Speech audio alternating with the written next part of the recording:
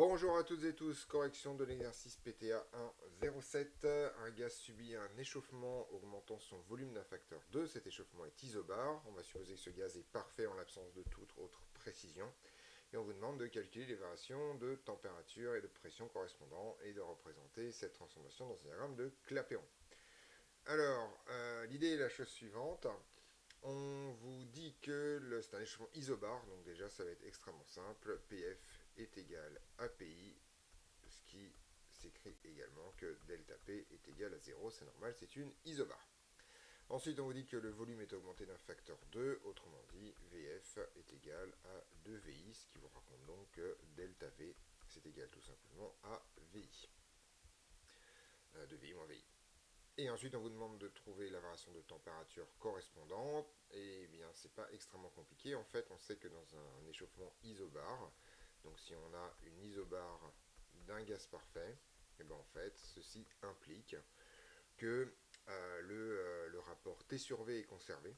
Donc ça signifie que TI sur VI est égal en fait à TF sur VF.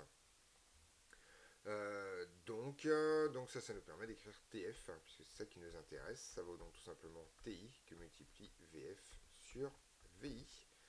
Et donc VF sur VI, on l'a vu ici, c'est un facteur 2, donc en fait on retrouve que c'est 2 TI, autrement dit la température augmente et est multipliée par 2, c'est un peu normal vu que c'est un échauffement isobar. Donc là, c'est comme si au niveau physique, si on va regarder c'est qu'un échauffement isobar, c'est un peu comme si on chauffait un ballon gonflable, un ballon baudruche, d'accord, et puis on le chauffe et donc il va gonfler doucement pour s'équilibrer avec la pression extérieure. Donc grosso modo, la pression intérieure et la pression extérieure vont rester similaires, c'est pas tout à fait vrai en raison de l'élasticité du ballon, mais on va considérer ça. Et donc le volume va augmenter. Et en fait, plutôt pour que le volume augmente, il faut que la température augmente. On vous demande de tracer ceci dans un diagramme de Clapeyron, ce que je vais faire immédiatement. Donc je prépare mon diagramme tranquillement avec la pression en ordonnée et le volume en abscisse.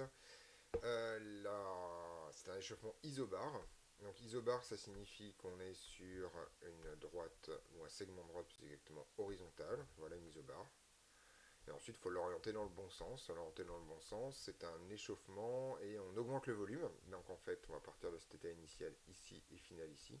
On va par là pour augmenter le volume. La pression est bien constante. Le volume initial ici est bien plus petit que le volume final.